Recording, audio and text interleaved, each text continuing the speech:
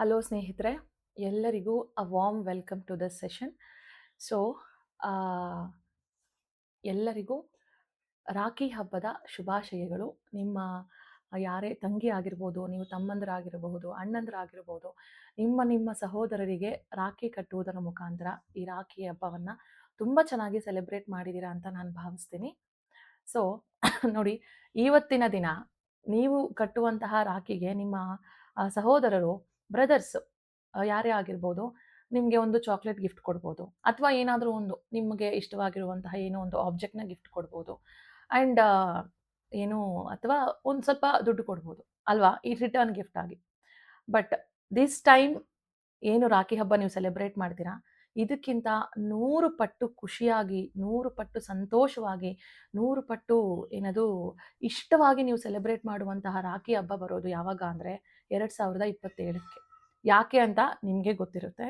ಈ ಸತಿ ನಮಗೆ ನೇಮಕಾತಿಯ ಸುಗ್ಗಿಗಳು ನಡೀತಿದ್ದಾವೆ.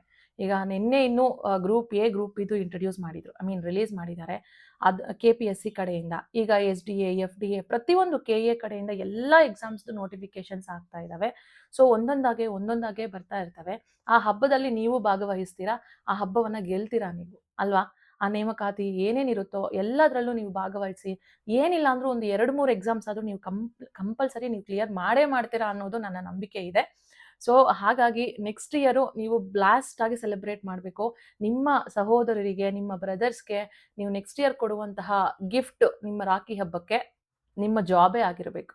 ಅದೇ ನಿಮಗೆ ಮತ್ತೆ ನಿಮ್ಮ ಇಡೀ ಕುಟುಂಬಕ್ಕೆ ಜೀವನವನ್ನು ರೂಪಿಸುವಂಥದ್ದು, ಸಂತೋಷವನ್ನು ತರುವಂತಹ ಒಂದು ಹಬ್ಬ ಆಗಿರುತ್ತೆ. ಆ ಹಬ್ಬಕ್ಕೆ ನೀವು ಈಗಲಿಂದನೇ ತಯಾರಿ ಮಾಡಿ. ಓಕೆ. ಆ್ಯಂಡ್ ಇನ್ನೊಂದು ಏನಂತ ಕೇಳಿದ್ರೆ ಇನ್ನೊಂದು ನಮ್ಮ ಸ್ಟೂಡೆಂಟ್ಸು ಯಾರ್ಯಾರು ತುಂಬ ಜನ ಏನು ಕೇಳ್ತಾ ಇದ್ರು, ಏನಾದರೂ ಆಫರ್ ಇದೆಯಾ ಅಂತ ಹೇಳ್ಬಿಟ್ಟು. ನಮಗೆ actually we didn't had any idea offer ಕೊಡಬೇಕು ಅನ್ನೋದು. ಬಟ್ ಎಸ್, ತುಂಬ ಜನ ರಿಕ್ವೆಸ್ಟ್ ಮಾಡಿರೋ ಕಾರಣ ನಾವು ಇವತ್ತು ಈ ರಾಖಿ ಹಬ್ಬದ ಪ್ರಯುಕ್ತವಾಗಿ 25% ಡಿಸ್ಕೌಂಟ್ನ ಪ್ರೊವೈಡ್ ಮಾಡ್ತಾ ಇದ್ದೀವಿ on the computer course. And coupon code ಬಂದು ನಿಮಗೆ CJR25 ಅಂತ ಅಲ್ಲಿ ಅಪ್ಲೈ ಮಾಡಿ. ಆ್ಯಂಡ್ ತುಂಬ ಜನ ಸ್ಟೂಡೆಂಟ್ಸು ಲಾಸ್ಟ್ ನಾವು ವರಮಹಾಲಕ್ಷ್ಮಿ ಹಬ್ಬಕ್ಕೆ ಕೊಟ್ಟಿರುವಂತಹ ಕೂಪನ್ನ ಯೂಸ್ ಮಾಡಿಕೊಂಡು, ಅದು ನಾವು ಕೊಟ್ಟಿದ್ದು ಆವತ್ತು ಒಂದೇ ದಿನಕ್ಕೆ, ಆದರೆ ಸ್ಟೂಡೆಂಟ್ಸು ನಿನ್ನೆ ಮೊನ್ನೆ ಇವತ್ತು ಅಪ್ಲೈ ಮಾಡಿಬಿಟ್ಟು ಕೂಪನ್ ವರ್ಕ್ ಆಗ್ತಿಲ್ಲ ಅಂತ ಕೇಳ್ತಿದ್ದೀರಾ. ಒಬ್ರು ಇಬ್ರು ಆದರೆ ಫೈನ್, 10ರಿಂದ 12 ಜನ ಕೇಳ್ತಿದ್ರೆ ವೈ ಆರ್ ಯು ಸೋ, ಅಂದರೆ ಯಾಕಿಷ್ಟು ಇನ್ನೋಸೆಂಟ್ ಇದ್ದೀರಾ? ನಾವು ಹೇಳೋದನ್ನ ಕಂಪ್ಲೀಟ್ ಆಗಿ ಕೇಳಿಸ್ಕೊಳ್ಳಿ. ಎಷ್ಟು ದಿನದವರೆಗೂ ಅದು ವ್ಯಾಲಿಡಿಟಿ ಇರುತ್ತೆ, ಆ ವ್ಯಾಲಿಡಿಟಿ ಟೈಮ್ ಒಳಗಡೆ ಮಾತ್ರ ನೀವು ಅದನ್ನು ಅಪ್ಲೈ ಮಾಡಬೇಕು. ವ್ಯಾಲಿಡಿಟಿ ಮುಗ್ದೋದ್ಮೇಲೆ, ಅದು ಎಕ್ಸ್ಪೈರಿ ಆದಮೇಲೆ ಅಪ್ಲೈ ಮಾಡಿದ್ರೆ ಅದು ವರ್ಕ್ ಆಗೋದಿಲ್ಲ ಅಲ್ವಾ. ಸೊ ನಾವು ಹೇಳಿರ್ತೀವಿ ಇಷ್ಟು ಟೈಮ್ವರೆಗೂ ಅದು ವ್ಯಾಲಿಡ್ ಇರುತ್ತೆ ಅಂತ.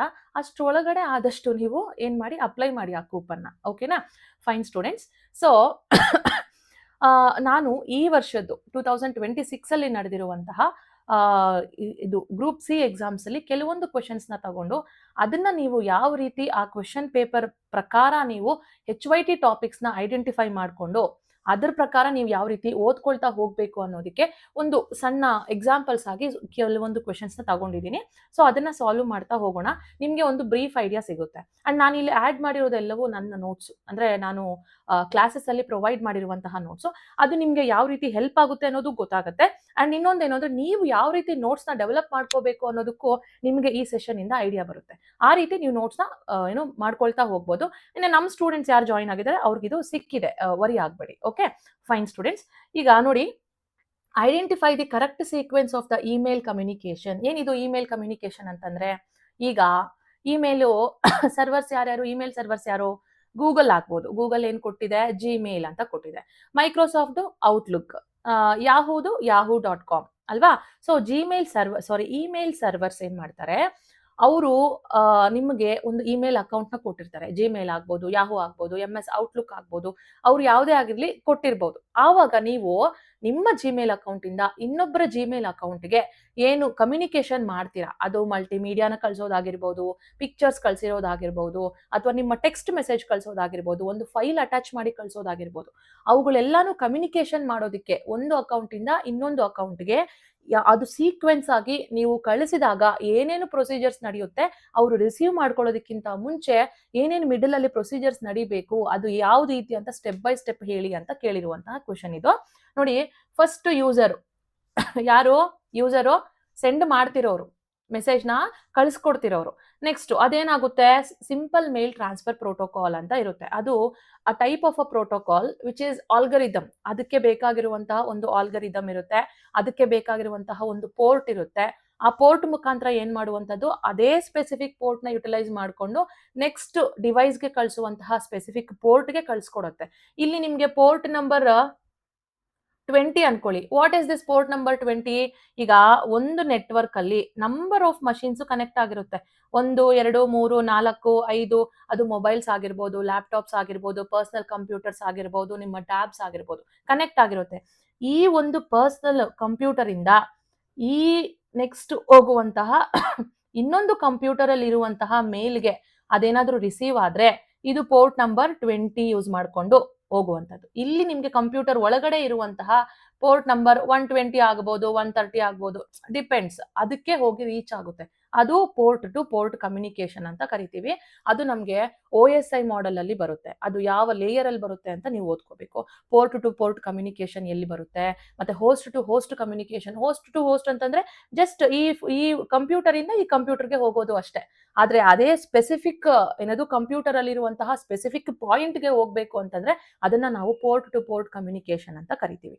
ಸೊ SMTP ಯೂಸ್ ಮಾಡಿಕೊಂಡು ಏನ್ ಮಾಡುತ್ತೆ, SMTP ಅನ್ನೋದು ಪೋರ್ಟ್ ನಂಬರ್ 20ನ ಯೂಸ್ ಮಾಡಿಕೊಂಡು it will forward the packet. ಏನು ಪ್ಯಾಕೆಟ್ ಆಫ್ ಇನ್ಫಾರ್ಮೇಶನ್ ಅನ್ನೋದು ಬಂದಿದೆ, ಡೇಟಾ ಮೆಸೇಜು ಯೂಸರ್ ಕಡೆಯಿಂದ, ಅದು ಫಾರ್ವರ್ಡ್ ಮಾಡುತ್ತೆ. ಎಲ್ಲಿಗೆ ಫಾರ್ವರ್ಡ್ ಮಾಡುತ್ತೆ? DNSಗೆ. ಓಕೆನಾ? ಸೊ ಇದು ಏನ್ ಮಾಡುತ್ತೆ, dynamic networking server, dynamic number server, networking server ಅಂತ ಏನೋ ಕರೀತಾರೆ ಅದನ್ನ. ಸೊ ಅಲ್ಲಿಂದ ಏನ್ ಮಾಡ್ಬೇಕು, ರಿಸೀವರ್ದು SMTPಗೆ ಬರುತ್ತೆ.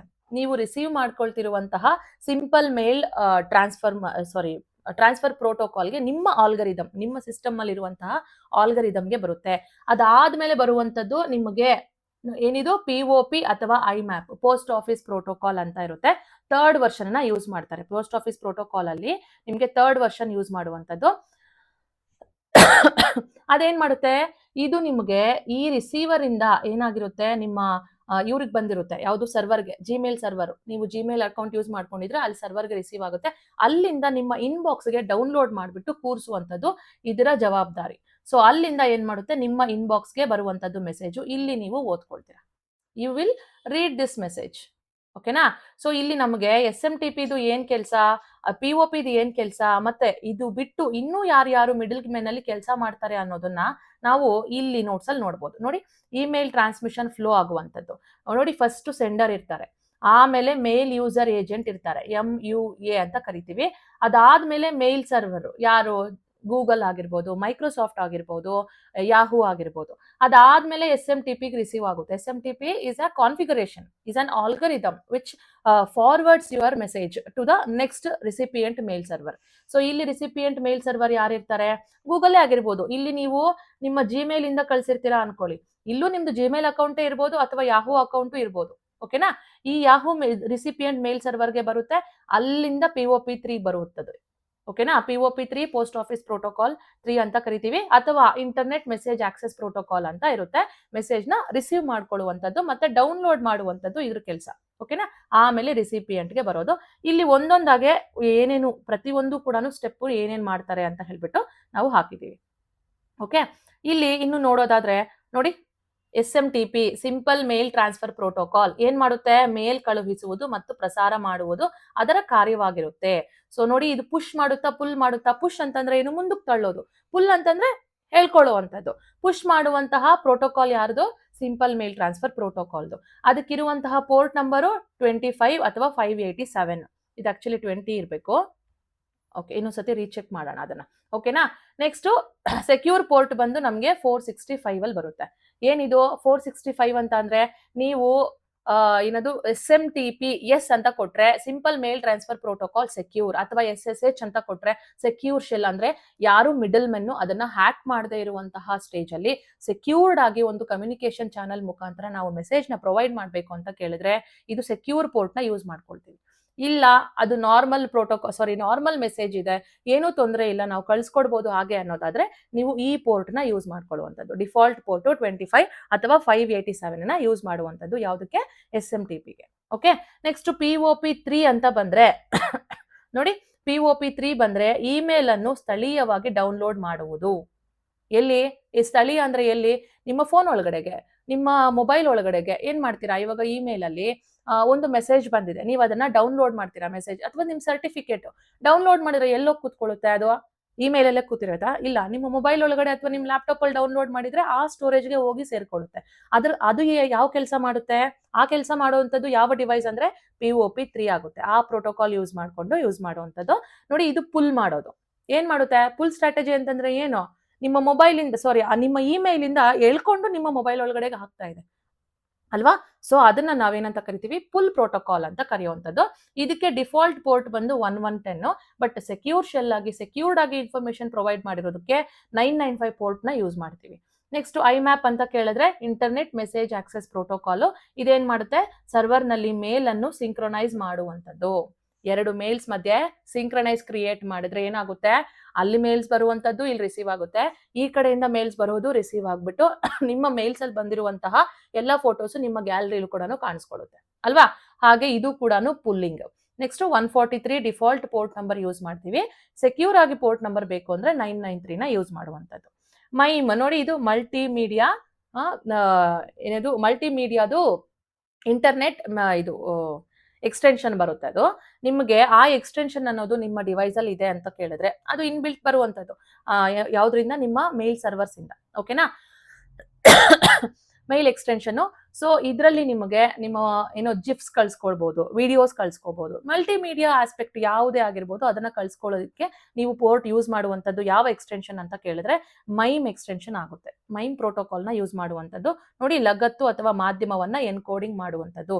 ಇಲ್ಲಿ ಯಾವುದೇ ರೀತಿಯಾದಂತಹ ಪುಲ್ಲು ಎನ್ನುವಂತಹ ಪ್ರೋಟೋಕಾಲ್ ಅನ್ವಯ ಆಗುವುದಿಲ್ಲ. ಸೊ ಇದಕ್ಕೆ ಯಾವುದೇ ರೀತಿ ಪೋರ್ಟ್ ಕೂಡ ಅನ್ವಯಿಸುವುದಿಲ್ಲ, ಮತ್ತೆ ಸೆಕ್ಯೂರ್ ಪೋರ್ಟ್ ಕೂಡ ಅನ್ವಯಿಸುವುದಿಲ್ಲ. ಓಕೆ, ಸೊ ಈ ರೀತಿ ನೀವು ಓದ್ಕೊಳ್ತಾ ಹೋಗ್ಬೇಕು. ಅಂಡ್ ಇದೇ ರೀತಿ ನೀವು ನೋಟ್ಸ್ ಮಾಡ್ಕೊಂಡ್ರೆ ನೆಕ್ಸ್ಟ್ ಎಕ್ಸಾಮ್ಸ್ಗೆ ಯೂಸ್ ಆಗುತ್ತೆ. ನೆಕ್ಸ್ಟ್ ನೋಡಿ, ಇಲ್ಲಿ ನಮಗೆ ಪ್ರೊಡಕ್ಟಿವಿಟಿ ಟೂಲ್ಸ್ 2 ಟೈಪ್ ಅಲ್ಲಿ ಡಿಫ್ರೆಂಟ್ ಟೈಪ್ಸ್ ಅಲ್ಲಿ ಕೊಟ್ಟಿದ್ದಾರೆ. ಸೊ ನಾವೇನ್ ಮಾಡ್ಬೇಕು? ಈಗ ಪ್ರಾಜೆಕ್ಟ್ ಮ್ಯಾನೇಜ್ಮೆಂಟ್ಗೆ ಯಾವ ಟೈಪ್ ಆಫ್ ಟೂಲ್ ನ ಯೂಸ್ ಮಾಡ್ತೀರಾ? ಟೈಮ್ ಮ್ಯಾನೇಜ್ಮೆಂಟ್ಗೆ ಯಾವ ಟೈಪ್ ಆಫ್ ಟೂಲು? ಕಮ್ಯುನಿಕೇಶನ್ ಮ್ಯಾನೇಜ್ಮೆಂಟ್ಗೆ ಯಾವ ಟೈಪ್ ಆಫ್ ಟೂಲು? ಫೈಲ್ ಸ್ಟೋರೇಜ್ಗೆ ಯಾವ ಟೈಪ್ ಆಫ್ ಟೂಲು? ಇವಾಗ ಫಾರ್ ಎಕ್ಸಾಂಪಲ್ ಏನ್ ಮಾಡೋಣ? ಕಮ್ಯುನಿಕೇಶನ್ ಮ್ಯಾನೇಜ್ಮೆಂಟ್ಗೆ ತಗೊಳ್ಳೋಣ. ಓಕೆನಾ? ಕಮ್ಯುನಿಕೇಶನ್ ಮ್ಯಾನೇಜ್ಮೆಂಟ್ಗೆ ಯಾವ್ದು ಯೂಸ್ ಮಾಡ್ತೀವಿ? ಝೂಮ್ ಯೂಸ್ ಮಾಡ್ತೀವಿ. ಈಗ ನಾನು ನಿಮ್ ಜೊತೆ ಮಾತಾಡ್ಬೇಕು, ಓಕೆನಾ? ನಾನು ಇವಾಗ ನಿಮ್ಗೆ ಟೀಚ್ ಮಾಡ್ತಿರ್ತೀನಿ, ಅಥವಾ ಇಲ್ಲೇ ಇದನ್ನ ನಾನು ನಿಮ್ಗೆ ಹೇಳ್ತಾ ಇದ್ದೀನಿ. ಈಗ ನಾರ್ಮಲ್ ಆಗಿ ಈ ಟೂಲ್ ಅನ್ನೋದು ನನ್ನ ಹತ್ರ ಇರ್ಲಿಲ್ಲ, ಝೂಮ್ ನನ್ನ ಹತ್ರ ಇಲ್ಲ ಅಂತ ಅನ್ಕೊಳ್ಳಿ. ಝೂಮ್ ನನ್ನ ಹತ್ರ ಇಲ್ಲ ಅಂದಾಗ ನಿಮಗೇನು ಹರ್ಡಲ್ಸ್ ಆಗ್ತಿತ್ತು, ನನಗೇನು ಹರ್ಡಲ್ಸ್ ಆಗ್ತಿತ್ತು? ಒಂದ್ಸತಿ ಯೋಚನೆ ಮಾಡಿ. ಪ್ರೊಡಕ್ಟಿವಿಟಿ ಟೂಲ್ಸ್ ಅಂತಂದ್ರೆ ಏನು ಅನ್ನೋದಕ್ಕೆ ನಾನು ಇಲ್ಲಿ ಎಕ್ಸಾಂಪಲ್ ಕೊಡ್ತಾ ಇರೋದು. ಏನಾಗ್ತಿತ್ತು? ನಿಮ್ಗೇನು ತೊಂದರೆ ಆಗ್ತಿತ್ತು, ನಮ್ಗೇನು ತೊಂದರೆ ಆಗ್ತಿತ್ತು? ಅದು ತೊಂದರೆ ಅಂತ ಕನ್ಸಿಡರ್ ಮಾಡೋದು ಬೇಡ, ಬಟ್ ಅದು ಯಾವ ರೀತಿ ಮನುಷ್ಯನ ಕೆಲಸವನ್ನ ಈಸಿ ಮಾಡ್ತಿದೆ ಅನ್ನೋದು, ಅವುಗಳನ್ನೇ ನಾವು ಪ್ರೊಡಕ್ಟಿವಿಟಿ ಟೂಲ್ಸ್ ಅಂತ ಕರೆಯೋದು. ಈಗ ಏನಾಗ್ತಿತ್ತು? ನಾನು ಆಫ್ಲೈನ್ ಕ್ಲಾಸಿಗೆ ಬರಬೇಕಿತ್ತು, ಎಲ್ಲಿ ಆಫ್ಲೈನ್ ಅವೈಲಬಿಲಿಟಿ ಇದೆ ಅಲ್ಲಿಗೆ ಬರಬೇಕಿತ್ತು, ಅಲ್ಲಿ ಬಂದು ನಾನು ನಿಮಗೆ ಟೀಚ್ ಮಾಡಬೇಕಿತ್ತು. ನೀವು ನಿಮ್ಮ ಮನೆಯೆಲ್ಲನೂ ಬಿಟ್ಟು ಈ ಕಡೆಗೆ ಬಂದು ನೀವು ನಮ್ಮ ಸ್ಟೂಡೆಂಟ್ಸ್ ಆಗಿದ್ರೆ, ನೀವು ಎನ್ರೋಲ್ ಆಗಿದ್ರೆ ಏನ್ ಮಾಡ್ತೀರಾ? ನಿಮ್ಮ ಮನೆಯೆಲ್ಲ ಬಿಟ್ಟು ಇಲ್ಲಿಗೆ ಬಂದು ಇಲ್ಲಿ PG ಲಿ ಸ್ಟೇ ಆಗಿ ಇಲ್ಲಿ ನೀವು ನಮ್ಮ ಆಫ್ಲೈನ್ ಕ್ಲಾಸಸ್ಗೆ ಅಟೆಂಡ್ ಆಗಿ ನೋಡಿ, ಎಷ್ಟು ಪ್ರಾಬ್ಲಮ್ಯಾಟಿಕ್. ಪ್ರೊಡಕ್ಟಿವಿಟಿ ಅನ್ನೋದು ಕಡಿಮೆ ಆಗ್ತಾ ಹೋಗ್ತಿದೆ ಅಲ್ವಾ? ಸ್ಪೆಂಡಿಂಗು ಅಂಡ್ ಟೇಕಿಂಗ್ CB ರೇಷಿಯೋ ಅನ್ನೋದು ಚೆನ್ನಾಗಿ ಇರ್ಬೋದು, but your cost is more than your benefit ಆಗ್ತಿತ್ತು. ಮೋರ್ ದ್ಯಾನ್ ಯುವರ್ ಬೆನಿಫಿಟ್, ಹೌದು, ಬಿಕಾಸ್ ನೀವು ಜಾಬ್ ತಗೊಂಡ್ಮೇಲೆ ನೀವು ಆ ಬೆನಿಫಿಟ್ಸ್ ನ ವಾಪಸ್ ಪಡ್ಕೋಬಹುದು, ಇಲ್ಲ ಅಂತ ಹೇಳ್ತಿಲ್ಲ. ಬಟ್ ಈ ಟೈಮ್ ಏನಿದೆ, ಡ್ಯೂರೇಷನ್ ಟೈಮ್ ಅಲ್ಲಿ ನಿಮ್ಗೆ ಎಷ್ಟು ಕಷ್ಟ ಆಗ್ತಿತ್ತು ಹೇಳಿ? ಅದನ್ನ ಈಸಿ ಮಾಡಿದ್ ಯಾವುದು? ಝೂಮ್. ಯಾವ ರೀತಿ?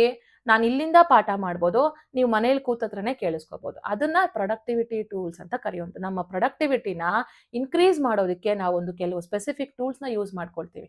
ಈಗ ಬೆಳಿಗ್ಗೆ ನಿಮ್ಗೆ ಎಚ್ಚರ ಆಗೋದಕ್ಕೆ ಏನದು ನಿಮ್ಗೆ ಎಚ್ಚರ ಆಗೋದಿಲ್ಲ, ಅಲಾರಂ ಇಟ್ಕೋತೀರಾ. ಓದೋದಕ್ಕೆ ನಿಮ್ಗೆ ಕಾನ್ಸಂಟ್ರೇಷನ್ ಇರೋದಿಲ್ಲ, ಅವಾಗ ಏನ್ ಮಾಡ್ತೀರಾ? ಓಕೆ, ಒಂದು ಟೂಲ್ನ ಇಟ್ಕೊಳ್ತೀರಾ. ಪೊಮೊಡೋರೋ ಒಂದು ಆಪಲ್ ತರ ವಾಚ್ ಬರುತ್ತೆ, ಅಂದ್ರೆ ಕ್ಲಾಕ್ ತರ ಬರುತ್ತೆ, ಅದನ್ನ ಇಡ್ತೀರಾ. 30 ನಿಮಿಷ ಅದು ನೀವು ಏನು ಡಿಸ್ಟರ್ಬ್ ಆಗಬಾರ್ದು ಅನ್ನೋದನ್ನ ನಿಮ್ಮ ಮೈಂಡ್ ಸೆಟ್ ಮಾಡ್ತೀರಾ. 30 ನಿಮಿಷ ಆದ್ಮೇಲೆ 5 ನಿಮಿಷ ಬ್ರೇಕ್, ಹೊರಗಡೆ ಹೋಗಿ ಬರ್ತೀರಾ. ನೀವು ನಾರ್ಮಲ್ ಆಗಿ ಅದು ಟೆಕ್ನಿಕ್ ಇಲ್ಲದೆ ಇರುವಾಗ ನೀವು ಅಷ್ಟು ಕಾನ್ಸಂಟ್ರೇಟ್ ಆಗಿ ಓದದೇ ಇರಬಹುದು. ಬಟ್ ಅದು ಬಂದಾಗ ನಿಮ್ಮ ಎಫಿಷಿಯನ್ಸಿ ಅನ್ನೋದು ಜಾಸ್ತಿ ಆಗುತ್ತೆ. ಅವುಗಳನ್ನೇ ಇಲ್ಲಿ ನಿಮಗೆ ಪ್ರೊಡಕ್ಟಿವಿಟಿ ಟೂಲ್ಸ್ ಅಂತ ಕರೆಯೋದು. ಅವುಗಳಿಗೆ ನೀವು ಎಕ್ಸಾಂಪಲ್ಸ್ ಓದಲೇಬೇಕು. ನೋಡಿ, ಇಲ್ಲಿ ಪ್ರಾಜೆಕ್ಟ್ ಮ್ಯಾನೇಜ್ಮೆಂಟ್ ಮತ್ತೆ ಪ್ರಾಜೆಕ್ಟ್ ಟ್ರ್ಯಾಕಿಂಗ್ಗೆ ಯೂಸ್ ಮಾಡುವಂತಹ ಟೂಲ್ಸು ಟ್ರೆಲೋ ಅಂಡ್ ಜೀರಾ ಅಂತ. ನೆಕ್ಸ್ಟ್ ಟೈಮ್ ಮ್ಯಾನೇಜ್ಮೆಂಟ್ಗೆ ಯೂಸ್ ಮಾಡುವಂಥದ್ದು ಫೋಕಸ್ ಟು ಡೂ ಅಂಡ್ ಕ್ಲಾಕಿಫೈ ಅಂತ ಇದೆ. ಇನ್ನು ನೀವು ಕೆಲವು ಎಕ್ಸಾಂಪಲ್ಸ್ನ ಆಡ್ ಮಾಡ್ಕೊಳ್ಬಹುದು. ನನ್ನ ನೋಟ್ಸ್ ಅಲ್ಲಿ ನಾನು ಸ್ಟೂಡೆಂಟ್ಸ್ಗೆ ಹೇಳಿದ್ದೀನಿ, ಆಲ್ರೆಡಿ ಒಂದು 3ರಿಂದ 4 ಎಕ್ಸಾಂಪಲ್ಸ್ನ, ಫೇಮಸ್ ಎಕ್ಸಾಂಪಲ್ಸ್ನ ನಾನು ಕೊಟ್ಟಿದ್ದೀನಿ. ಬಟ್ ನೀವೇನ್ ಮಾಡಿ, ಇನ್ನು ಅದಕ್ಕೆ ಬೇಕಾಗಿರುವಂತಹ ಇನ್ನೊಂದು 2-3 ಎಕ್ಸಾಂಪಲ್ಸ್ನ ಅಲ್ಲಿ ಆಡ್ ಮಾಡ್ಕೊಳ್ಳಿ. ನನಗೂ ನನ್ನ ನೋಟ್ಸ್ ಅಲ್ಲಿ ಇದೆ, ನಾನು ತೆಗೆದು ಕೊಡ್ತೀನಿ ಅದನ್ನ. ಓಕೆನಾ? ನೆಕ್ಸ್ಟ್ ಆಟೋಮೇಷನ್ಗೆ ಯೂಸ್ ಮಾಡುವಂಥದ್ದು ಝಾಪಿಯರ್ ಅಂಡ್ ಪವರ್ ಆಟೋಮೇಟ್. ಎಐಗೆ ಯೂಸ್ ಮಾಡೋದು ಆಟೋ ಜಿಪಿಟಿ ಮತ್ತೆ ಲ್ಯಾಂಗ್ ಚೈನ್ ಅಂತ. ಓಕೆನಾ? ಎಐ ವರ್ಕ್ ಫ್ಲೋ ಮಾಡೋದಕ್ಕೆ. ಓಕೆ, ನೆಕ್ಸ್ಟ್ ನಾಲೆಡ್ಜ್ ಹಬ್ಸ್ ಆಗಿ ಯೂಸ್ ಮಾಡುವಂತಹ ಟೂಲ್ಸ್ ಯಾವುದು? Notion and confluence. ಓಕೆನಾ? ಯಾವ್ದಿದು? ಸಿಂಗಲ್ ಸೋರ್ಸ್ ಆಫ್ ಟ್ರೂತ್ ಅಂತ ಯೂಸ್ ಮಾಡುವಂಥದ್ದು. ಓಕೆ, ಸೆಂಟ್ರಲೈಸ್ಡ್ ನಾಲೆಡ್ಜ್ ಆಗುತ್ತೆ ಅದು. ಓಕೆನಾ? ಅಲ್ಲಿಂದ ನಿಮ್ಗೆ ಎಲ್ಲಾ ಕಡೆ ಡಿಸ್ಟ್ರಿಬ್ಯೂಟ್ ಆಗ್ತಾ ಬರುವಂಥದ್ದು ನಾಲೆಡ್ಜ್. ಎಕ್ಸಾಂಪಲ್ ಬುಕ್ಸೇ ಆಗಿರ್ಬೋದು. ಈಗ ಡಿಜಿಟಲ್ ಲೈಬ್ರರಿ, ನಿಮ್ಮ ಯೂನಿವರ್ಸಿಟಿಲಿ ಡಿಜಿಟಲ್ ಲೈಬ್ರರಿ ಇರುತ್ತೆ. ಯೂನಿವರ್ಸಿಟಿ ಒಂದು ಡಿಜಿಟಲ್ ಲೈಬ್ರರಿನ ಎಸ್ಟಾಬ್ಲಿಷ್ ಮಾಡಿರುತ್ತೆ. ಅದು ಅದಕ್ಕೆ ಆಗಿರುವಂತಹ ಒಂದು ಪೋರ್ಟಲ್ನ ಅಥವಾ ಒಂದು ಅಪ್ಲಿಕೇಶನ್ ಡೆವಲಪ್ ಮಾಡಿರುತ್ತೆ. ಅದು ನಿಮ್ಮ ಕಾಲೇಜ್ ಮಾಡಿರೋದಿಲ್ಲ, ನಿಮ್ಮ ಯೂನಿವರ್ಸಿಟಿ ಮಾಡಿರುತ್ತೆ. ಯೂನಿವರ್ಸಿಟಿಲಿ ನಿಮ್ಗೆ ಸೆಂಟ್ರಲೈಸ್ಡ್ ರೆಪಾಸಿಟರಿ ಅಥವಾ ಡೆಪಾಸಿಟರಿ ಇರುತ್ತೆ. ನೀವೇನ್ ಮಾಡ್ತೀರಾ? ನೀವು ಕಾಲೇಜ್ ಸ್ಟೂಡೆಂಟ್, ನಿಮ್ಮ ಯೂನಿವರ್ಸಿಟಿ ಬೇರೆ ಕಡೆ ಇದೆ, ನಿಮ್ಮ ಕಾಲೇಜ್ ಇಲ್ಲಿದೆ. ನೀವು ಅಲ್ಲಿನ ನಾಲೆಡ್ಜ್ನ ಆಕ್ಸೆಸ್ ಮಾಡ್ಬೋದು. ಹೇಗೆ? you have to enroll as a student of the college. Particular college is coming under the university, so you will have an access. ನಿಮಗೆ ಒಂದು ಲಾಗಿನ್ ಐಡಿ, ಯೂಸರ್ ನೇಮ್ ಎಲ್ಲ ಕೊಟ್ಟಿರ್ತಾರೆ. ಅಲ್ಲಿ ಆಕ್ಸೆಸ್ ಮಾಡಿ ನೀವೇನ್ ಮಾಡೋದು, ನಿಮ್ಮ ಕಾಲೇಜಲ್ಲಿ ಬರ್ತಿರುವಂತಹ ಪಬ್ಲಿಕೇಶನ್ಸೇ ಅಲ್ಲ, ನಿಮ್ಮ ಯೂನಿವರ್ಸಿಟಿಯಲ್ಲಿ ಬರ್ತಿರುವಂತಹ ಪಬ್ಲಿಕೇಶನ್ಸ್ನ, ರಿಸರ್ಚ್ ಆರ್ಟಿಕಲ್ಸ್ನ ನಿಮ್ಗೆ ಆಕ್ಸೆಸ್ ತಗೊಳ್ಳುವಂತರ ಮಾಡ್ಬೋದು ಅಲ್ವಾ? ಅದನ್ನ ನಾವೇನಂತ ಕರಿತೀವಿ? ಸಿಂಗಲ್ ಸೋರ್ಸ್ ಆಫ್ ಟ್ರೂತ್ ಅಂತ ಕರೆಯುವಂಥದ್ದು. ಓಕೆ, ನೆಕ್ಸ್ಟ್ ಬಂತು ಅಂದ್ರೆ which of the following is required to secure the computer when it is connected to the network? ನೋಡಿ, ಫೈರ್ ವಾಲ್, ಹೌದು, ನೆಟ್ವರ್ಕ್ಗೆ ಕನೆಕ್ಟ್ ಆಗಿದೆ. ಇದು ನಿಮ್ಮ ನೆಟ್ವರ್ಕ್. ಇದು ಎಲ್ಲ WWW ಫುಲ್ಲು ದೊಡ್ಡದು, ಬೇಡ ಹಿಂಗೆ ಬರೆಯೋಣ. ಇದು ನಿಮ್ಮ WWW ವರ್ಲ್ಡ್ ವೈಡ್ ವೆಬ್. ಅದರಲ್ಲಿ ನಿಮ್ದು ಒಂದು ನೆಟ್ವರ್ಕ್. ಓಕೆನಾ? ಈ ನೆಟ್ವರ್ಕ್ ಅಲ್ಲಿ ನೀವೇನ್ ಮಾಡ್ಬೇಕು? ಬರೀ ಈ ನೆಟ್ವರ್ಕ್ ಅಲ್ಲೇ ನೀವು ಫಂಕ್ಷನ್ ಮಾಡ್ತೀರಾ? ನಿಮ್ಮ ಮೊಬೈಲ್ಸ್ ಈ ನೆಟ್ವರ್ಕ್ ಒಳಗಡೆನೆ ಮೆಸೇಜಸ್ ಕಳ್ಸ್ಕೊಳ್ಳೋದು, ಡೇಟಾಬೇಸ್ ಮ್ಯಾನೇಜ್ ಮಾಡೋದು ಮಾಡುತ್ತಾ? ಔಟ್ಸೈಡ್ ದ ವರ್ಲ್ಡ್ ಹೋಗ್ಬೇಕು ತಾನೆ, ಔಟ್ಸೈಡ್ ದ ನೆಟ್ವರ್ಕ್ ಹೋಗ್ಬೇಕು. ಬೇರೆ ಇಂಟರ್ನೆಟ್, ಬೇರೆ ನೆಟ್ವರ್ಕ್ಗೂ ಕೂಡ ಕನೆಕ್ಟ್ ಮಾಡಲೇಬೇಕು. That is how you manage. ನೀವು ನಿಮ್ಮ ಪ್ರಮೋಷನ್ಸ್ ಮಾಡೋದಾಗಿರ್ಬೋದು, ನಿಮ್ಮ ರಿವ್ಯೂಸ್ ಮಾಡೋದಾಗಿರ್ಬೋದು, ನಿಮ್ಮ ರಿಸರ್ಚ್ ಮಾಡೋದಾಗಿರ್ಬೋದು, ಎವ್ರಿಥಿಂಗ್. ಇವಾಗ ಡೇಟಾಬೇಸ್ ಮ್ಯಾನೇಜ್ ಮಾಡೋದ್ರಲ್ಲೂ ಅಷ್ಟೇನೆ, ನಿಮ್ಮಲ್ಲಿ ಒಂದು ನೆಟ್ವರ್ಕ್ ಇರುತ್ತೆ. ನೀವು ಯಾವುದೋ US ಕಂಪನಿಗೆ ಕನೆಕ್ಟ್ ಮಾಡಬೇಕು, ಅವ್ರಿಗೆ ಬೇರೆ ನೆಟ್ವರ್ಕ್ ಇರುತ್ತೆ. ಸೊ ಡಿಫ್ರೆಂಟ್ ಕಂಪನೀಸ್ ಅಲ್ಲಿ ನೀವೇನ್ ಮಾಡಬೇಕು? ಮ್ಯೂಚುವಲ್ ಇಂಟರಾಕ್ಷನ್ ಮಾಡುವಾಗ you should have definitely connection with the other forms of a network. So ಆವಾಗ ಇಲ್ಲಿ ಯಾವುದೇ ರೀತಿಯಾದಂತಹ ಎರರ್ ಡೇಟಾ ಪ್ಯಾಕೆಟ್ಸ್ ಅನ್ನೋದು ನಿಮ್ಮ ನೆಟ್ವರ್ಕ್ಗೆ ಎಂಟ್ರಿ ಕೊಡದೇ ಇರೋದಕ್ಕೆ, ನಿಮ್ಮ ನೆಟ್ವರ್ಕ್ಗೆ ಆಗಿರ್ಬೋದು, ನಿಮ್ಮ ಕಂಪ್ಯೂಟರ್ಗೆ ಆಗಿರ್ಬೋದು, ನಿಮ್ಮ ಮೊಬೈಲ್ಗೆ ಆಗಿರ್ಬೋದು, ಹೊರಗಡೆಯಿಂದ ಬಂದು ನಿಮ್ಮನ್ನ ಅಟ್ಯಾಕ್ ಮಾಡೋದಾಗಿರ್ಬೋದು, ಅಥವಾ ಅಟ್ಯಾಕ್ ಅಂತಾನೆ ಅಲ್ಲ, ಏನೋ ಒಂದು ಬಗ್ ತರ ಬಂದು ನಿಮ್ಮ ಫೋನ್ ಒಳಗಡೆ, ನಿಮ್ಮ ಮೊಬೈಲ್ ಒಳಗಡೆ, ನಿಮ್ಮ ಕಂಪ್ಯೂಟರ್ ಒಳಗಡೆ ಅಟ್ಯಾಕ್ ಮಾಡದೇ ಇರೋ ಕಾರಣ ನಾವು ಏನೇನ್ ಯೂಸ್ ಮಾಡಬೇಕು, ಯಾವ್ಯಾವ ಇದನ್ನ ಟೂಲ್ಸ್ನ ಯೂಸ್ ಮಾಡಬೇಕು ಅಂತ ಕೇಳಿರೋದು. ಫೈರ್ ವಾಲ್ ಯೂಸ್ ಮಾಡಬೇಕು, ಹೌದು, ಕರೆಕ್ಟ್. ಆಂಟಿ ವೈರಸ್ನ ಯೂಸ್ ಮಾಡಬೇಕು. ಯಾಕೆ? ವೈರಸ್ ಇನ್ಫೆಕ್ಟ್ ಆಗದೆ ಇರಲಿ. ಸಾಫ್ಟ್ವೇರ್ನ ಅಪ್ಡೇಟೆಡ್ ಆಗಿ ಇಡ್ತಾ ಇರಬೇಕು. ಯಾಕೆ? ಹಳೆ softwares they are prone to vulnerable to attacks ಅಲ್ವಾ? ಅಪ್ಡೇಟ್ ಮಾಡಿಲ್ಲ ಅಂತ ಕೇಳಿದ್ರೆ ನಿಮ್ಗೆ ಹಳೆದ್ರಲ್ಲಿ ಏನಾದ್ರೂ ಒಂದು ಲೂಪ್ ಹೋಲ್ ಇರ್ಬೋದು, ಒಂದು ಬಗ್ ಇರ್ಬೋದು, ಅದನ್ನ ಡಿಬಗ್ ಮಾಡಿಬಿಟ್ಟು ನಿಮ್ಗೆ ಅಪ್ಡೇಟ್ಸ್ ಕೊಟ್ಟಿರ್ತಾರೆ. ಸೊ ಹ್ಯಾಂಗ್ ಆಗೋದು ಫೋನು, ಅಥವಾ ಬ್ಲಾಂಕ್ ಆಗ್ಬಿಡೋದು, ಅಥವಾ ಸ್ಕ್ರಾಚಸ್ ಬಂದ್ಬಿಡೋದು ಡಿಸ್ಪ್ಲೇ ಮೇಲೆ, ಇವೆಲ್ಲ ಆಗ್ತಾ ಇದ್ರೆ ಸಾಫ್ಟ್ವೇರ್ ಅಪ್ಡೇಟ್ ಮಾಡಲಿಲ್ಲ ಅಂತ ಅರ್ಥ. ಸಾಫ್ಟ್ವೇರ್ನ ನೀವು ಅಪ್ಡೇಟ್ ಮಾಡಬೇಕಾಗುತ್ತೆ. ಆವಾಗ ಹಳೆ ಆಲ್ಗರಿದಮ್ ಅಲ್ಲಿ ಇರುವಂತಹ ಹಳೆ ಪ್ರೋಗ್ರಾಮ್ ಬರ್ದಿರ್ತಾರೆ, ಅದರಲ್ಲಿ ಇರುವಂತಹ ಬಗ್ಸ್ನೆಲ್ಲ ತೆಗೆದ್ಬಿಟ್ಟು ಹೊಸದನ್ನ ಅಪ್ಡೇಟ್ ಮಾಡಿರ್ತಾರೆ, ನೀವು ಅಪ್ಡೇಟ್ ಮಾಡ್ಕೋಬೇಕು. ಆವಾಗ your phone will be up to date and it will not be prone to the attacks ಅಲ್ವಾ? ಸೊ ನೋಡಿ, ವೈಫೈ ರಿಪೀಟರು ಇಲ್ಲಿ ಬರೋದಿಲ್ಲ. ಏನಕ್ಕೆ ವೈಫೈ ರಿಪೀಟರು? ನೋಡಿ ಇಲ್ಲೊಂದು ಮೆಸೇಜ್, ಎ ಮೆಸೇಜ್ನ ನೀವು ಬಿ ಸಾರಿ ಇಲ್ಲಿ ಒಂದು ಮೆಸೇಜ್ ಇದು ಒಂದು ಡೇಟಾ ಪ್ಯಾಕೆಟ್ ಮೆಸೇಜ್ ಅಂತ ಅನ್ಕೊಳ್ಳಿ. ಎ ಇಂದ ನೀವು ಬಿ ಗೆ ಟ್ರಾನ್ಸ್ಫರ್ ಮಾಡಬೇಕು. ಓಕೆನಾ?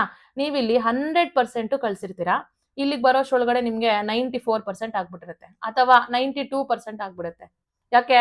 ಸಿಗ್ನಲ್ ಸ್ಟ್ರೆಂತ್ ಪ್ರಾಪರ್ ಆಗಿರೋದಿಲ್ಲ ಅಲ್ವಾ? ಡೇಟಾ ಲಾಸ್ ಅನ್ನೋದು, ಡೇಟಾ ಲೀಕೇಜ್ ಅನ್ನೋದು ಈ ವೇಲಿ ನಿಮ್ಗೆ ಆಗ್ತಿರುತ್ತೆ ಅಲ್ವಾ? ಸೊ ಇಲ್ಲಿ ಏನಾಗುತ್ತೆ, ಫಸ್ಟ್ ನಿಮ್ಗೆ 100% ಇರೋದು 98% ಬಂತು, ಆಮೇಲೆ ಇಲ್ಲಿ 96% ಬಂತು, ಇಲ್ಲಿ 94% ಬಂತು, ಇಲ್ಲಿ ಬರೋಷ್ರೊಳಗಡೆ 92%. ಅದೇ ನೀವು ಇಲ್ಲಿ ರಿಪೀಟರ್ಸ್ನ ಅಳವಡಿಸ್ಕೋಬೇಕು. ರಿಪೀಟರ್ಸ್ ಏನ್ ಮಾಡ್ತವೆ? ಬೂಸ್ಟ್ ಮಾಡ್ತವೆ ಸಿಗ್ನಲ್ಸ್ನ ಬೂಸ್ಟ್ ಮಾಡೋದ್ರಿಂದ ಏನಾಗುತ್ತೆ, ಇಲ್ಲಾಗುವಂಥದ್ದು ಇಲ್ಲಿಗೂ 100% ರೀಚ್ ಆಗುತ್ತೆ, ಇಲ್ಲಿಗೂ 99% 99.5% ಆಫ್ ದ ಡೇಟಾ ರೀಚ್ ಆಗುತ್ತೆ. ಲಾಸ್ ಎಷ್ಟು? ಓನ್ಲಿ 0.5% ಅಷ್ಟೇ ಲಾಸ್ ಆಗಿರೋದು ಇವೆರಡರ ಮಧ್ಯೆ. ನೆಕ್ಸ್ಟ್ ಇಲ್ಲಿಗೆ ಬಂದ್ರೆ 98% ರೀಚ್ ಆಗಿರುತ್ತೆ, ಸಾರಿ 99% ಬಂದಿರುತ್ತೆ, ಇಲ್ಲಿಗೆ ಬರೋಷ್ರೊಳಗಡೆ 98.5%. ನೋಡಿ ಮುಂಚೆ ಇದ್ದಿದ್ದು ಎಷ್ಟು ಡೇಟಾ ಲಾಸ್ ಅನ್ನೋದು ಜಾಸ್ತಿ ಆಯ್ತು, ಇಲ್ಲಿ ಕಡಿಮೆ ಆಯ್ತು. ಯಾಕೆ? ವೈಫೈ ರಿಪೀಟರ್ಸ್ ನ ಯೂಸ್ ಮಾಡ್ಕೊಳ್ಳೋದ್ರ ಮುಖಾಂತರ ಸಿಗ್ನಲ್ ಅನ್ನೋದು ಬೂಸ್ಟ್ ಆಗ್ತಾ ಬರುವಂತದ್ದು. ಇಲ್ಲಿ ನಮಗೆ ಯಾವುದೇ ರೀತಿಯಾದಂತಹ ಸೆಕ್ಯೂರಿಟಿಗೆ ನಾವು ವೈಫೈ ರಿಪೀಟರ್ ನ ಯೂಸ್ ಮಾಡಲ್ಲ. It is used only to boost the signals. Okay, ನೋಡಿ ಇದು TCP/IP protocols, internet protocol ARPANET develop ಮಾಡಿರುವಂತದ್ದು. ಅದು ಕ್ಲೈಂಟ್ ಸರ್ವರ್ ಮಾಡೆಲ್ ನ ಮತ್ತೆ ಪಿಯರ್ ಟು ಪಿಯರ್ ನ ಸಪೋರ್ಟ್ ಮಾಡುತ್ತೆ. ಓಕೆನಾ? ನೋಡಿ ಇಲ್ಲಿ ನಿಮ್ಗೆ TCP/IP ಮಾಡೆಲ್ ಅಲ್ಲಿ 2 ಟೈಪ್ ಆಫ್ ಮಾಡೆಲ್ಸ್ ಇರುವಂತದ್ದು, ಒಂದು 5 ಲೇಯರ್, ಒಂದು 4 ಲೇಯರ್. ಇದು ನಿಮ್ಗೆ ನೀವು ಸ್ಟಡಿ ಮಾಡ್ಲಿಕ್ಕೆ ಅಷ್ಟೇ ಇದು ಥಿಯರಿಟಿಕಲಿ ಫಂಕ್ಷನ್ ಆಗುತ್ತೆ, ಕಾನ್ಸೆಪ್ಚುಯಲಿ ಫಂಕ್ಷನ್ ಆಗುತ್ತೆ. ಆದ್ರೆ ನೀವು ಅಪ್ಲಿಕೇಶನ್ ಮಾಡೆಲ್ ಹೋಗಿ ನೋಡ್ತೀರಾ ಅಂದ್ರೆ ಇದೇ ಫಂಕ್ಷನ್ ಆಗೋದು. ಅಪ್ಲಿಕೇಶನ್ ವೈಸ್ ನಾವು ತಗೊಂಡ್ ಬರ್ತೀವಿ ಅನ್ನೋದಾದ್ರೆ ಫಂಕ್ಷನಿಂಗ್ ಇದೆ ಆಗುವಂಥದ್ದು ಯಾವುದು? TCP/IP model. ಇದು ಕಾನ್ಸೆಪ್ಚುಯಲಿ ಅಷ್ಟೇ ವರ್ಕ್ ಆಗುವಂಥದ್ದು, ನಾವು ಓದೋದಿಕ್ಕೆ, ನಾವು ಕಾನ್ಸೆಪ್ಚುಯಲ್ ಅಂಡರ್ಸ್ಟ್ಯಾಂಡಿಂಗ್ಗೆ ಅಷ್ಟೇ ಈ ಮಾಡೆಲ್ ವರ್ಕ್ ಆಗೋದು. ಪ್ರಾಕ್ಟಿಕಲ್ ಆಗಿ ತರ್ತೀನಿ ಅಂತಂದ್ರೆ TCP/IP ಮಾಡೆಲ್. ಇದೆಲ್ಲ ನಾನು ಕ್ಲಾಸಲ್ಲಿ ಎಕ್ಸ್ಪ್ಲೈನ್ ಮಾಡಿದ್ದೀನಿ, ನೀವು ಅಲ್ಲೇ ನೋಡ್ಕೊಂಡ್ಬಿಡಿ. ನೋಡಿ, ಪ್ರಾಸೆಸ್ ಟು ಪ್ರಾಸೆಸ್ ಡೆಲಿವರಿ ಅಂದ್ರೆ ಅಪ್ಲಿಕೇಶನ್ ಲೇಯರ್ ಬರುತ್ತೆ, ಹೋಸ್ಟ್ ಟು ಹೋಸ್ಟ್ ಡೆಲಿವರಿ ಅಂದ್ರೆ ಟ್ರಾನ್ಸ್ಪೋರ್ಟ್ ಲೇಯರ್ ಅಲ್ಲಿ ಬರುವಂತದ್ದು, ಸೋರ್ಸ್ ಟು ಡೆಸ್ಟಿನೇಷನ್ ಡೆಲಿವರಿ ಅಂದ್ರೆ ಇಂಟರ್ನೆಟ್ ಲೇಯರ್ ಅಲ್ಲಿ, ನೋಟ್ ಟು ನೋಟ್ ಡೆಲಿವರಿ ಅಂದ್ರೆ ನೆಟ್ವರ್ಕ್ ಆಕ್ಸೆಸ್ ಲೇಯರ್ ಅಲ್ಲಿ ಬರುವಂತದ್ದು. ಯಾವ ರೀತಿ ಈ ಎರಡು ಲೇಯರು ನೋಡಿ, 5 ಲೇಯರ್ TCP/IP ಮಾಡೆಲ್ ಅಲ್ಲಿ ಮತ್ತೆ OSI ಮಾಡೆಲ್ ಅಲ್ಲಿ ಡೇಟಾ ಲಿಂಕ್ ಲೇಯರ್ ನ ಫಿಸಿಕಲ್ ಲೇಯರ್ ನ, 4 layer of the TCP/IP model ಅಲ್ಲಿ ನೆಟ್ವರ್ಕ್ ಆಕ್ಸೆಸ್ ಲೇಯರ್ ಅಂತ ಹೇಳ್ಬಿಟ್ಟು ಕಂಬೈನ್ ಮಾಡಿದ್ರು. ಅಲ್ಲ, ಅದು ಮಾಡಿದ್ರು, ಅದನ್ನ ಇಲ್ಲಿ ಡಿವೈಡ್ ಮಾಡಿದ್ದು. ಫಸ್ಟ್ ಬಂದಿದ್ದು 4 ಲೇಯರ್ ಅಲ್ವಾ? ಹಾಗಾಗಿ next application layer, presentation layer, session layer, ಇವು 3 OSI ಮಾಡೆಲ್ ಅಲ್ಲಿ 3 ಸೆಪರೇಟ್ ಆಗಿದೆ, ಸೆಪರೇಟ್ ಫಂಕ್ಷನ್ಸ್ ಇದಾವೆ. ಈ 3 ಲೇಯರ್ದು ಫಂಕ್ಷನ್ ನ ನಿಮ್ಗೆ TCP/IP ಮಾಡೆಲ್ ಅಲ್ಲಿ ಅಪ್ಲಿಕೇಶನ್ ಲೇಯರ್ ಒಂದೇ ಮಾಡುತ್ತೆ. ಓಕೆ, ಈ ರೀತಿ ಏನೇನ್ ಫಂಕ್ಷನ್ ಮಾಡುತ್ತೆ, ಅದ್ರದ್ದು ಡಿಫರೆನ್ಸಸ್ ನ ಓದ್ಕೋಬೇಕು. ಯಾವ ಲೇಯರ್ ಅಲ್ಲಿ ಏನೇನ್ ಫಂಕ್ಷನ್ ಮಾಡುತ್ತೆ ಅನ್ನೋದನ್ನ ಓದ್ಕೋಬೇಕು. ನೋಡಿ, ಫೈರ್ ವಾಲ್ ಎಲ್ಲಿ ವರ್ಕ್ ಮಾಡುತ್ತೆ? Network and transport layer. Packet filtering fire wall ಅನ್ನೋದು ನೆಟ್ವರ್ಕ್ ಲೇಯರ್ ಅಲ್ಲಿ ವರ್ಕ್ ಮಾಡುವಂಥದ್ದು. Network layer and transport layer ಅಲ್ಲಿ, ಮೆಜಾರಿಟಿ ಆಗಿ ಟ್ರಾನ್ಸ್ಪೋರ್ಟ್ ಲೇಯರ್ ಅಲ್ಲಿ ಅದು ವರ್ಕ್ ಆಗುವಂಥದ್ದು. ಬಟ್ ಟ್ರಾನ್ಸ್ಪೋರ್ಟ್ ಲೇಯರ್ ವರ್ಗೂ ವರ್ಕ್ ಮಾಡುತ್ತೆ ಅಂದ್ರೆ ಅಲ್ಲಿ ವರ್ಕ್ ಮಾಡೋದು ಅಂತ ಅಲ್ಲ, ಅಲ್ಲಿವರೆಗೂ ವರ್ಕ್ ಮಾಡೋದು ಅಂತ. ನೋಡಿ, works on transport and network layer ಅಂದ್ರೆ physical layer, data link layer, network layer, transport, ಇಲ್ಲಿ ಲೇಯರ್ ವರ್ಗು ಅದು ಪ್ರೊಟೆಕ್ಷನ್ ಪ್ರೊವೈಡ್ ಮಾಡುತ್ತೆ ಅಂತ. ಓಕೆನಾ? ಆ ರೀತಿ. ನೆಕ್ಸ್ಟ್ ಇದು ನಿಮ್ಗೆ ಫೈರ್ ವಾಲ್ಸ್ ಅಲ್ಲಿ ನಮ್ಗೆ ಡಿಫ್ರೆಂಟ್ ಟೈಪ್ಸ್ ಆಫ್ ಇದು ಪ್ಯಾಕೆಟ್ ಫಿಲ್ಟರಿಂಗ್ ಫೈರ್ ವಾಲ್ ಬರುತ್ತೆ. ಸೊ ಇದು ನಾನು ಎಕ್ಸ್ಪ್ಲೇನ್ ಮಾಡಿದ್ದೀನಿ, ಕ್ಲಾಸ್ ಅಲ್ಲಿ ಇದೆ, ಇದನ್ನ ನೀವು ಅಲ್ಲಿ ನೋಡ್ಕೊಂಡ್ಬಿಡಿ, ಅಂಡ್ ನೋಟ್ಸು ಅಲ್ಲೇ ಇದೆ, ತಗೊಳ್ಳಿ. ನೆಕ್ಸ್ಟ್ ಬಂತು ಅಂದ್ರೆ which of the following are the hacking tools? Port scanners, sniffers, spoofing, root kits. ಏನ್ ಓದ್ತೀರಾ ಇದರಲ್ಲಿ? ಪೋರ್ಟ್ ಸ್ಕ್ಯಾನರ್ಸ್ ಹ್ಯಾಕಿಂಗ್ ಟೂಲ್ಸಾ? ಆಬ್ವಿಯಸ್ಲಿ ಹೌದು, ಹ್ಯಾಕಿಂಗ್ ಟೂಲ್ಸ್. ಆವಾಗಲೇ ಪೋರ್ಟ್ ಸ್ಕ್ಯಾನರ್ಸ್ ಅಂತ ಓದಿದ್ವಿ ನಾವು. ಪೋರ್ಟ್ಸ್ ಯಾವುದು? SMTP ಗೆ ಪ್ರೋಟೋಕಾಲ್, SMTP ಪ್ರೋಟೋಕಾಲ್ಗೆ ಯಾವ ಪೋರ್ಟ್ ನಂಬರ್ ಎಷ್ಟು ಓದಿದ್ವಿ ನಾವು? ಸಮ್ 25 ಅಂತ ಓದಿದ್ವಿ ಅಲ್ವಾ? ಈ ಪೋರ್ಟ್ ಇಂದ ಈ ಪೋರ್ಟ್ಗೆ ಕಳಿಸುವಾಗ ಏನಾದ್ರೂ ಹ್ಯಾಕಿಂಗ್ ಆಗುವಂತಹ ಚಾನ್ಸಸ್ ಇದೆ ಅಂತ ಹೇಳ್ಬಿಟ್ಟು ನಾವೇನ್ ಯೂಸ್ ಮಾಡ್ತೀವಿ? SMTPS, secure or secure shell ಅನ್ನೋದನ್ನ ಯೂಸ್ ಮಾಡ್ತೀವಿ ಅಂತ ನಾನು ಹೇಳ್ದೆ ಅಲ್ವಾ? ಸೊ ಇಲ್ಲಿಗೆ ನಿಮ್ಗೆ ರಿಸೀವರ್ ಮೇಲ್ಗೆ ಬರಬೇಕು ಅಂತ ಕೇಳಿದ್ರೆ ನಾರ್ಮಲ್ ಪೋರ್ಟ್ ನಂಬರ್ ಯೂಸ್ ಮಾಡ್ಕೊಂಡು ನೀವು ಸೆಂಡ್ ಮಾಡಿದಿರಾ ಮೆಸೇಜ್ ಅಂದ್ರೆ ನಿಮ್ಗೆ ಪೋರ್ಟ್ ಸ್ಕ್ಯಾನರ್ಸ್ ಮುಖಾಂತರ ಹ್ಯಾಕ್ ಮಾಡ್ಬೋದು. ಅದನ್ನ ಅವರು ಟೂಲ್ ಆಗಿ ಯುಟಿಲೈಸ್ ಮಾಡ್ಕೊಂಡು, ಪೋರ್ಟ್ ಸ್ಕ್ಯಾನರ್ ಟೂಲ್ ನ ಯುಟಿಲೈಸ್ ಮಾಡ್ಕೊಂಡು ಈ ಪೋರ್ಟ್ ನ ಸ್ಕ್ಯಾನ್ ಮಾಡಿ ಇಲ್ಲಿರುವಂತಹ ಮೆಸೇಜ್ ನ ಗ್ರಾಬ್ ಮಾಡ್ತಾರೆ. ಓಕೆ, ಅದಕ್ಕೆ ನಾವು SMTPS ನ ಯೂಸ್ ಮಾಡೋದು, ಸೆಕ್ಯೂರ್ ಅಥವಾ ಸೆಕ್ಯೂರ್ ಶೆಲ್ ಅನ್ನೋದನ್ನ. ಓಕೆ, ಪೋರ್ಟ್ ಸ್ಕ್ಯಾನರ್ಸ್ ಇಲ್ಲಿ ನಿಮ್ಗೆ ಟಿಕ್, ಹೌದು ಹ್ಯಾಕಿಂಗ್ ಟೂಲ್, ಕರೆಕ್ಟ್. ಸ್ನಿಫರ್ಸ್. ಏನು ಸ್ನಿಫರ್ಸ್ ಅಂತ ಕೇಳಿದ್ರೆ ನೋಡಿ, network sniffing, monitoring the network traffic to observe the data being transmitted between the devices. ಅಂದ್ರೆ ಎರಡು ಡಿವೈಸಸ್ ಮಧ್ಯೆ ನಿಮ್ಮ ಮೊಬೈಲ್ ಇಂದ ಇನ್ನೊಬ್ಬರ ಮೊಬೈಲ್ಗೆ ಒಂದು ನೆಟ್ವರ್ಕ್ ಮುಖಾಂತರ ಮೆಸೇಜ್ ಟ್ರಾನ್ಸ್ಮಿಟ್ ಆಗ್ತಾ ಇದೆ. ಅವ್ರು ಏನು ಮಾಡಲ್ಲ, ಸುಮ್ಮನೆ ಅಬ್ಸರ್ವ್ ಮಾಡ್ತಾ ಇರ್ತಾರೆ. ಓಕೆನಾ? ಅಬ್ಸರ್ವ್ ಮಾಡ್ತಾ ಇದ್ದು ಆ ಡೇಟಾನ ನಿಮ್ಗೆ ಗೊತ್ತಿಲ್ಲದೆ ಇರೋ ತರಾನೇ ಥರ್ಡ್ ಪರ್ಸನ್ ಆಗಿ ಹೈಡ್ ಮಾಡ್ಕೊಂಡು ಇಟ್ಕೊಂಡಿರ್ತಾರೆ. ಅದು ಮುಂದಕ್ಕೆ ನಿಮ್ಗೆ ಪ್ರಾಬ್ಲಮ್ ಆಗುತ್ತೆ. ಆ ರೀತಿ ಅದನ್ನ ಸ್ನಿಫರ್ಸ್ ಬರುತ್ತೆ. ಸ್ಪೂಫಿಂಗ್ ಅಂತಂದ್ರೆ ಇದು ನಮ್ಗೆ ಹ್ಯಾಕಿಂಗ್ ಟೂಲ್ ಆಗಿ ಆಗೋದಿಲ್ಲ. It is a procedure, it is not a tool ಅಲ್ಲ ಅದು, ಇಟ್ ಈಸ್ ಅ ಪ್ರೊಸೀಜರ್ ಆಗುವಂಥದ್ದು. ಏನು ಅಂತ ಕೇಳಿದ್ರೆ ಸ್ಪೂಫಿಂಗ್ ಅಂತಂದ್ರೆ ಏನು? ಇವಾಗ ನಾವು ಡ್ರಾಮಾಗಳಲ್ಲೆಲ್ಲ ನೋಡ್ತಿರ್ತೀವಿ, ಡ್ರಾಮಾ ಆಗಿರ್ಬೋದು ಅಥವಾ ಯಾವ್ದಾದ್ರು ಒಂದು ರಿಯಾಲಿಟಿ ಶೋ ನೋಡ್ತಿದ್ರೆ ಒಂದು ಮೂವಿನ KGF ಮೂವಿನ ಸ್ಪೂಫ್ ಮಾಡ್ಬಿಟ್ಟು 1.5 ಗಂಟೆ ಇರೋ ಮೂವಿನ 10 ನಿಮಿಷದಲ್ಲಿ ಇದ್ ಮಾಡ್ತಾರೆ. ಏನು ಇಮಿಟೇಟ್ ಮಾಡೋದು ಅಲ್ವಾ? ರಿಯಲ್ ಪರ್ಸನ್ ಇವರು ಅನ್ನೋ ತರ ಇಮಿಟೇಟ್ ಮಾಡಿ ಆಕ್ಟ್ ಮಾಡುವಂಥದ್ದು. ಸೇಮ್ ಇಲ್ಲ, ಅದು ನಡೆಯುತ್ತೆ. ಅದೇ ನಡೆಯೋದು ಇಲ್ಲಿ ಸ್ಪೂಫಿಂಗ್. ಓಕೆನಾ? ಇದು ನಿಮ್ಗೆ ಆಕ್ಟ್ ಅಷ್ಟೇ, it is not a tool. Next root kits ನೋಡಿ, ಇಲ್ಲೇ ಇದೆ ರೂಟ್ ಕಿಟ್ಸ್. ರೂಟ್ ಕಿಟ್ ಎಂಬುದು ಸಾಫ್ಟ್ವೇರ್ ಪರಿಕರಗಳ ಒಂದು ಸಂಗ್ರಹವಾಗಿದ್ದು ಭದ್ರತಾ ಪರಿಕರಗಳು ಮತ್ತು ಆಂಟಿವೈರಸ್ ಸ್ಕ್ಯಾನರ್ಗಳಿಂದ ತನ್ನ ಇರುವಿಕೆಯನ್ನು ಸಕ್ರಿಯವಾಗಿ ಮರೆಮಾಚುತ್ತಲೇ ಸಿಸ್ಟಮ್ಗೆ ಆಡಳಿತಾತ್ಮಕ ಹಾಗೂ ಆಳವಾದ ಮಟ್ಟದ ಪ್ರವೇಶವನ್ನು ನೀಡಲು ಇದನ್ನು ವಿನ್ಯಾಸಗೊಳಿಸಲಾಗಿದೆ. ಏನ್ ಮಾಡುತ್ತೆ ಇದು? ಆಕ್ಟಿವ್ಲಿ ಏನ್ ಮಾಡುತ್ತೆ? ಒಳಗಡೆ ಹೈಡ್ ಮಾಡ್ಕೊಂಡಿರುತ್ತೆ. ರೂಟ್ ಅಲ್ಲಿ ಹೋಗ್ಬಿಟ್ಟು ಹೈಡ್ ಮಾಡ್ಕೊಂಡಿರುತ್ತೆ, ಆದ್ರೆ ಗೊತ್ತಾಗೋದಿಲ್ಲ. ಓಕೆನಾ? ಎಲ್ಲಿ ಹೋಗುತ್ತೆ? ಡೈರೆಕ್ಟ್ ಆಗಿ MS ಆಫೀಸ್ ಕರ್ನಲ್ ಅಲ್ಗೆ ಹೋಗ್ಬಿಟ್ಟು ಕುತ್ಕೊಳ್ಳೋದು. ಕೋರ್ ಆಫ್ MS ಆಫೀಸ್ ಏನದು? ಕರ್ನಲ್. ಅಲ್ಲೇ ಹೋಗಿ ಅದನ್ನೇ ರೂಟ್ ಅಂತ ಕರಿತೀವಿ. ಅಲ್ಲೇ ಹೋಗಿ ನೋಡಿ, ಈ system while actively hiding it's presence. Security tools ಅಂತಂದ್ರೆ ಯಾವ್ದಿರುತ್ತೆ? ಆಂಟಿವೈರಸ್ ಇರುತ್ತೆ, ಫೈರ್ ವಾಲ್ ಇರುತ್ತೆ, ಪ್ರಾಕ್ಸಿ ಅಲ್ಲ, ಫೈರ್ ವಾಲ್ಸ್ ಎಲ್ಲ ಇರ್ತವೆ. ಸೊ ಅವುಗಳನ್ನು ಕೂಡ ಹೈಡ್ ಮಾಡ್ಬಿಟ್ಟು ಏನ್ ಮಾಡುತ್ತೆ? ಅದು ಹೋಗಿ ಆಂಟಿವೈರಸ್ ಸ್ಕ್ಯಾನರ್ಸ್ ಇಂದ ತಪ್ಪಿಸ್ಕೊಂಡು ಹೋಗಿ ಕಂಪ್ಲೀಟ್ ಕರ್ನಲ್ ಲೆವೆಲ್ ಅಲ್ಲಿ ಕುತ್ಕೊಳ್ಳುವಂಥದ್ದು. ಸೊ ಇದಕ್ಕೆ ಎಕ್ಸಾಂಪಲ್ ಯಾವ್ದೋ ಸ್ಟಕ್ಸ್ ನೆಟ್ ವರ್ಮ್ ಅಂತ ಹೇಳ್ಬಿಟ್ಟು. ಇದು ನೀವೇನ್ ಮಾಡ್ಬೇಕು? ಇವಾಗ ರೂಟ್ ಕಿಟ್ ಇವನ್ ಕೊಟ್ಟಿದ್ದಾನೆ, ನೆಕ್ಸ್ಟ್ ರೂಟ್ ಕಿಟ್ಗೆ ಎಕ್ಸಾಂಪಲ್ ಕೊಡಿ ಅಂತ ಕೇಳ್ತಾನೆ. ಆವಾಗ you have to be prepared for that kind of examples. Okay, so ಇವುಗಳನ್ನೆಲ್ಲ ಓದ್ಕೊಳ್ಳಿ. ಸಿ 2 ಟೈಪ್ಸ್ ಆಫ್ ಅಟ್ಯಾಕ್ಸ್ ಇದಾವೆ ಇಲ್ಲಿ ನೋಡಿ, passive attack and active attack ಅಂತ ಇದಾವೆ. ನೋಡಿ, ಆಕ್ಟಿವ್ ಅಟ್ಯಾಕ್ಗೂ ನೀವು ಪ್ಯಾಸಿವ್ ಅಟ್ಯಾಕ್ಗೂ ಡಿಫ್ರೆನ್ಸಸ್ ನ ಕಲಿಬೇಕು. What is active attack? ಇಲ್ಲಿ ಒಂದು ಮಷಿನ್ ಇಂದ ಇನ್ನೊಂದು ಮಷಿನ್ಗೆ ಇನ್ಫಾರ್ಮೇಶನ್ ಬರ್ತಿದೆ. ಅದು ಮಷಿನ್ ಅನ್ನೋದು it can be mobile, or it can be computer to computer, or it can be from computer to mobile also. Okay, ಇಲ್ಲಿ ನಿಮ್ಮ ಮೆಸೇಜ್ ಏನ್ ಟ್ರಾನ್ಸ್ಫರ್ ಮಾಡ್ತೀರಾ, ಇಲ್ಲಿ ಆಕ್ಟಿವ್ ಆಗಿ ಇನ್ವಾಲ್ವ್ ಆಗ್ಬಿಟ್ಟು ಅವ್ರು ಏನ್ ಮಾಡ್ತಾರೆ? ನಿಮ್ಮ ಮೆಸೇಜ್ ನ ಗ್ರಾಬ್ ಮಾಡ್ಕೊಳ್ತಾರೆ. ಯಾರು? ಹ್ಯಾಕರ್ಸ್ ಅಥವಾ any type of error creations ಇರ್ಬೋದು. ಅಲ್ಲೇನ್ ಮಾಡ್ತಾರೆ? ಆಕ್ಟಿವ್ ಆಗಿ ತಗೊಂಡು ಇದನ್ನ ಏನ್ ಮಾಡ್ಬೋದು? ಅವರು ಒಂದು ಹ್ಯಾಕ್ ಮಾಡ್ಬಿಟ್ಟು ಇಲ್ಲಿಗೆ ಮೆಸೇಜ್ ಮಾಡ್ದೇನೆ ಇರ್ಬೋದು, A ಇಂದ B ಗೆ ಹೋಗುವಾಗ. ಓಕೆ, ಮೆಸೇಜ್ ಕಳಿಸ್ದೇನೆ ಇರ್ಬೋದು ಅವ್ರಿಗೆ. ನೀವು ಕಳ್ಸಿರುವಂತಹ ಮೆಸೇಜ್ ಅವ್ರಿಗೆ ಡೆಲಿವರಿ ಆಗ್ದೇನೆ ಇರ್ಬೋದು. ಅಥವಾ ಓಕೆನಾ, ಅಥವಾ ನಿಮ್ಮ M ಅನ್ನೋ ಮೆಸೇಜ್ ನೀವು ಕಳ್ಸಿದ್ದು ಅದನ್ನ ಅವರು ಮಾಡಿಫೈ ಮಾಡ್ಬಿಟ್ಟು N ಅಂತ ಮಾಡಿ N ಅನ್ನೋದನ್ನ B ಗೆ ಕಳಿಸ್ಬೋದು. ಅವಾಗ ಏನಾಗುತ್ತೆ? A ಅನ್ನೋನು ನನಗೆ N ಮೆಸೇಜ್ನೇ ಕಳ್ಸಿದಾನೆ, M ಅಂತ ನನಗೆ ಮೆಸೇಜ್ ಕಳ್ಸಿಲ್ಲ ಅನ್ನೋದು ಅವ್ರಿಗೆ ಅರ್ಥ ಆಗುತ್ತೆ. ಮೀನ್ಸ್ ಅವ್ರೇನ್ ನಂಬ್ತಾರೆ? B ಅನ್ನೋರು ನಂಬೋದೇನು? ಓಕೆ, N ಅನ್ನೋ ಮೆಸೇಜ್ ನನಗೆ A ಇಂದಾನೇ ಬಂದಿದೆ ಅಂತಾನೆ ನಂಬ್ಕೊಳ್ಳೋವಂಥದ್ದು. ಇದು ಆಕ್ಟಿವ್ ಆಗಿ ಇನ್ವಾಲ್ವ್ ಆಗಿ ಇಲ್ಲಿ ಮಿಡಲ್ ಅಲ್ಲಿ ನಿಮ್ಗೆ ಥ್ರೆಟ್ ಕ್ರಿಯೇಟ್ ಮಾಡಿ ಏನ್ ಮಾಡ್ತಾರೆ? ಮಾಡಿಫೈ ಮಾಡ್ತಾ ಇದ್ದಾರೆ ಮೆಸೇಜಸ್ ನ. ಇದು ಆಕ್ಟಿವ್ ಇದು. ಓಕೆನಾ? ಅದೇ ಅಕಸ್ಮಾತ್ A ಇಂದ ನಿಮ್ಗೆ B ಗೆ ಮೆಸೇಜ್ ಹೋಗ್ಬೇಕು. ಓಕೆನಾ? ಮೆಸೇಜ್ ನ ಕಳ್ಸಿದ್ದಾರೆ, ಇಲ್ಲಿ ಹ್ಯಾಕರ್ ಬರ್ತಾರೆ, ಜಸ್ಟ್ ಇದನ್ನ ಇಟ್ಕೋತಾರೆ, ಕ್ಯಾಪ್ಚರ್ ಮಾಡಿ ಇಟ್ಕೋತಾರೆ. ಏನು ನಿಮ್ಗೆ ಮಾಡಿಫೈ ಮಾಡೋದಿಲ್ಲ, ಅದಕ್ಕೆ ಏನು ತೊಂದರೆ ಕೊಡೋದಿಲ್ಲ. ಸುಮ್ನೆ ಪ್ರೂಫ್ ನ ಇಟ್ಕೊಂಡಿರ್ತಾರೆ. ಏನ್ ಮಾಡ್ತಿದ್ದಾರೆ ನೋಡೋಣ ಅಂತ. ಅದು ಮುಂದಕ್ಕೆ ಬ್ಲಾಕ್ ಮೇಲಿಂಗ್ ಪರ್ಪಸ್ಗೆ ಯುಟಿಲೈಸ್ ಮಾಡ್ಕೋತಾರೆ. ಇದು ನಿಮ್ಗೆ ಪ್ಯಾಸಿವ್ ಅಟ್ಯಾಕ್ ಆಗುವಂಥದ್ದು.